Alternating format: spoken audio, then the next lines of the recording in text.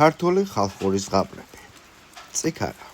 იყო და არა იყო რა. ღვთის უკეთესი რა იქნებოდა დედამიწაზე. იყო ერთი პატარა ბიჭი. დედა ადრე მოგტენოდა და მამამ მეორე ცალი მოიყვა. დედინაცვალი ერთი ავი და აშარი ქალი გამოდგა. გერს დღე მუდამ სცემდა და ცეცხლის კალოში აყენებდა. ბიჭი ერთი ხარი ყავდა, სახელად წიქარა ერქვა, ძალიან უყვარდა. ყოველ დღე მინდორში დაყავდა დაბიდებამდე აძოვებდა, აბანავებდა, ჭრდილში ასვენებდა, რომ სიცხეს არ შეეწუხებინა და მისი მოვლი თვითონაც ერთობოდა. დედინაცვალი კი არ ცხრებოდა, გერის თავიდან მოშორება უნდა და სხვა მხრივ რომ ვერას გახდა, ადგა და ერთხელ თავი მოიავანტყოფა, დაიწყო ტყუილი კვლესვა და გმინვა. ქმარმა კითხა, რა გიშველისო? წიქარას გუღვიზის გარდა ვერაფერი მომარჩენსო, უთხრა ქალმა. იცოდა წიქარას დაკლა, ბიჭს დარდით დაასწნეულებდა და ბოლოს მოუღებდა. მამა შეწუხდა ამ სიტყვების გაგონებაზე, მაგრამ რას იზამდა? ქალი რომ ლოგინა დაღარ დგებოდა, გადაწყვიტა დაეკლა წიქარა. მეორე დილას ვაჟი ხედავს, რომ მამა დანას ლესავს. დადგინდა მამა ეგ დანა რისთვის ლესაო? კითხა ვაჟმა, წიქარა უნდა დაკლა, უთხრა მამა. დაღონდა ბიჭი, მაგრამ რა უნდა ექნა? წავალ წყალს მაინც დავალევინებო, უთხრა ბიჭმა. წაიყვანა წიქარა წყალზე, ასმევს წყალსა და ტირის. ტირის ისე რომ მისი ცრემლები მდინარედ მიედინება. რა გატირებს, შემომეგობარო? რაზე ითხრი? თვალებს შემოგელო, შენი წიქარაო. ბიჭვან მოიხედა, ეგონა მომესმაო, შეშინებული და განცვიფრებული, დიდხანს გონს ვერ მოსულიყო, ბოლოს მიხვდა, რომ თავისი წიქარა ელაპარაკებოდა. დაკლას გიპირებენ, დაკლას მიუგო ვაჟმა. ვიცი, ჩემო მეგობარო, მაგრამ არ შენ მოგელის კარგი დღე. წადი წამოიღე ერთი სალესავი, ერთი სავარცხალი, ერთი ბოთლი წყალი, შემოჯექის ზუგზე და გავიპაროთო. ვაჟმა მოიტანა ყველაფერი და წამოვიდა. წიქარამ შეისვა ზუგზე და გაჰქუსლეს. მამა ელოდა და ბიჭი რომ აღარ მოbrunდა, წავიდა წყალზე. ბიჭი იქ არ დაუხვდა. აქეთ ეცა, იქეთ ეცა, მაგრამ შვილსა და წიქარას დასავალი ვერ შეიტყო. დედინაცვალმა გერის დაკარგვა არა ჩააგდო, მაგრამ როცა ქმარმა უთხრა წიქარას წაუყვანიაო, ერთი წყეული ღორი ყავდა და ის გამოეყენა. მირბის წიქარა მიარბენინებს პატარა ბიჭს. მეგობარს მისდევს ეშვებდალესილი ღორი. ეს არის უნდა დაეწიოსო, წიქარა უთხრა ბიჭს. რაღაცელი, მეგობარო, სიკვდილი თვალწინ გვიდგას. გადაღვარე ბოთლი წყალიო, გადაღვარა ბიჭმა წყალი, გაჩნდა საშინელი ზღვა. ღელავს ზღვა შავად სიკვდილს უკადნის ყველას, მაგრამ ღორი არ დრკება, ზუვირთების ცემა არ აშინებს და მიცურავს. სანამ ღორი ზღვას გადასურა და წიქარამ და მისმა მეგობარმა კარგა გზა გაიარეს. ბოლოს გამოვიდა ღორიც. წიქარამ უთხრა ვაჟ, თავი მიაბრუნე, აბა თუ ჩანს ვინმე მომავალიო. მიაბრუნა ბიჭმა თავი, შორს ბუზის ოდენა, რაღაც მორბის თუ მოფრინავსო, უთხრა წიქარას. ეგ ღორიაო, მიუგო წიქარა. მირბის წიქარა მიაქროლებს ბიჭს მორბის ღორი, ცოტა კიდე უნდა დაეწიო წიქარას. გადააგდე სავარცხელი, შეძახა ბიჭს წიქარა. გადააგდო ბიჭმა სავარცხალი, უცებ ისეთი წვრილი და ხშირი ტყე აღმართა, შიგ თაგვი კუც ვერ მოაბრუნებდა. სჭრა ეშვებით, ღორმა ტყეს სჭრა და გავიდა.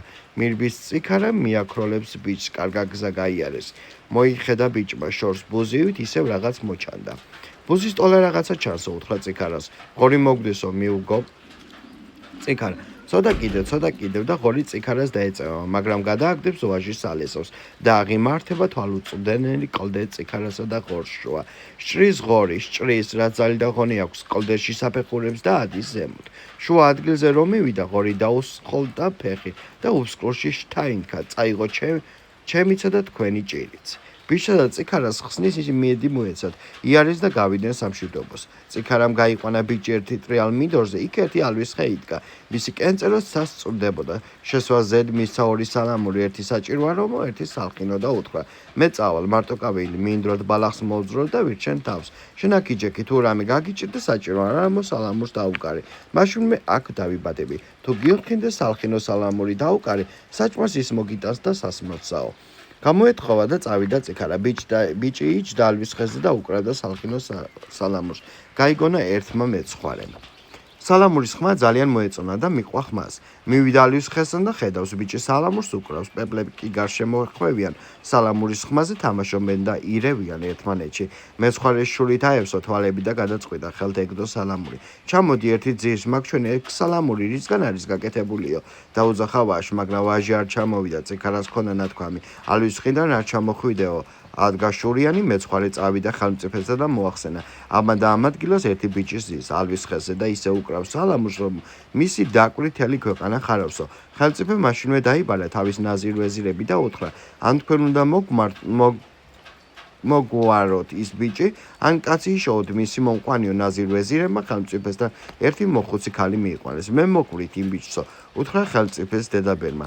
ადგა დედაბერი წაიყვანა ერთი თხა, წაიღოს ადგისი და მივიდა ალვის ხესთან. ბიჭი ზის თავისთვის ალვის ხეზე და უკრავს სალამურს. დედაბერი ალვის ხის ძირში დადგა, ამოიღოს ადგისი და ჩხვლეტად დაუწყო. თხას ბღავის საწყალი თხა, ვაჟმა რომ დაინახა მოხუცი თხას აბღავებდა, დაუძახა: რასაშვები დედლილო, რა დაჩხალებ, მაგ თხასაო, დაკლა მინდა შვილო და ვერ დამიკლავს, გამიკეთე სიკეთე და ჩამოდი და დამიკალიო. ბიჭი რას მოიფიქრებდა, რომ მოხუც ღალატი ედო, გულში ჩავიდა ძირს. დედაბერმა რაღაც ჯადოთი გააბრუა და დააძინა, ასწიეს და წაიყვანეს წინარე ბიჭი ხელმწიფის მოსამსახურეებმა და ჩასვეს 9 კლიტოში. ბიჭს გამოეღვიძა, ხედავს რომ დატყვევებულია, დაღონდა, დაიწყო ტირილი, ინატრა თავისი სალამურები, მაგრამ მას სალამურები ალვის ხეზე დარჩენოდა. ბიჭი ფანჯარასთან დაჯდა და ხეს მიაცქერდა. ამ დროს 9 კლიტოს ყვავმა ჩამოუფრინა, დაინახა ვაჟმა და შესძახა: ყვავო, ყვავო, სად მიფრინავ, სად მიგეჩქარება? წადი შენი შვილების მზესა, მინდორში რომ ალვის ხე დგას, ჩემი სალამურებია და აქ მომიტანე. მე რომ ლესავ ჭამდი და შენ ქვებს მესროდი აღარ გახსოვს? უპასუხა ყვავმა და გაუდგა გზასა. გააყოლა თვალი ბიჭმა და ჩამოყარა ცრემლები. განმოიფრინა ბეღურამ: ჩიტო, შენი ბარტყების გაზრდასა, მინდორში ალვის ხეზე სალამურები დამჭა და მომიტანეო.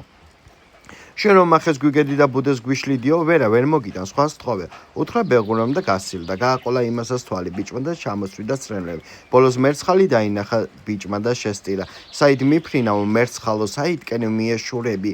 მინდროთ რომ ალვის ხე ხარო, ცივნი წყარონი ძედიანო, პეპლები ციკა სხდებიან, ტურფად ჭრამხრებსა შლიანო, შეიყრებიან ჩიტები, ყვავილნი შეიკრებიან, ციქარაც იმათთან მიდის იქ დაინახა ღვთიანო, სალამურები ციქარის უჩემო დალპებიანო, გაფრინდი აქ მომიტანე, ჩემო ლამაზო მხრიანო.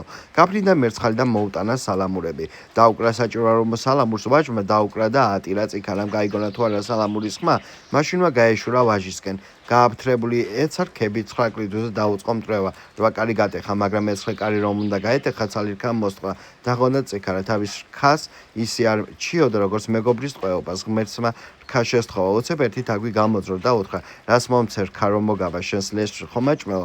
გაჭმეო, უთხრა ციქარა. თაგვა გაუმთელა, ეცა ციქარა და შელეცა მე-9 კარის. შევიდა ბიჭთან, შეისვა ზურგზე მეგობარი და გაეშურა ალვის ხისკენ.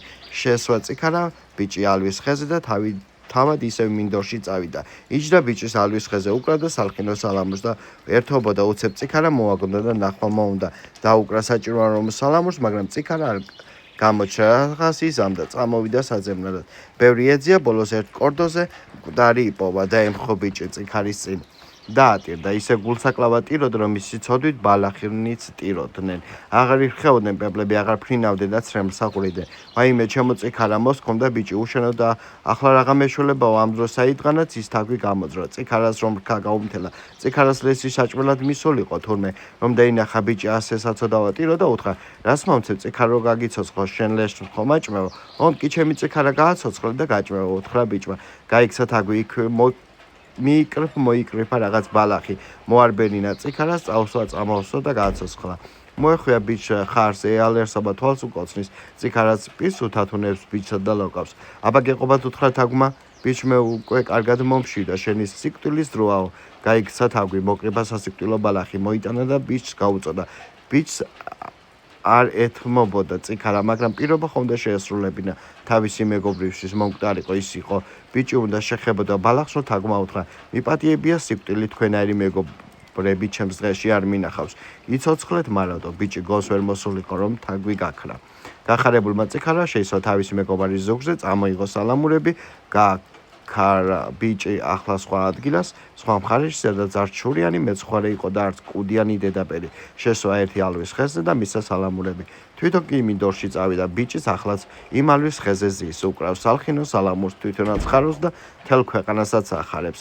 როცა ციქარას ნახვა მოუნდება, დაუკრავს სალხინო სალამურს და ციქარაც მაშინვე იმასთან გაჩნდება ხოლმე. ჭირი იქა, ლხინი აქა, კატო იქა, ფქვილი აქა. მეგობრებო, გისურვებთ, რომ ციქარასნაირი მეგობრები ყოლოდეთ გვერდში მოვდა.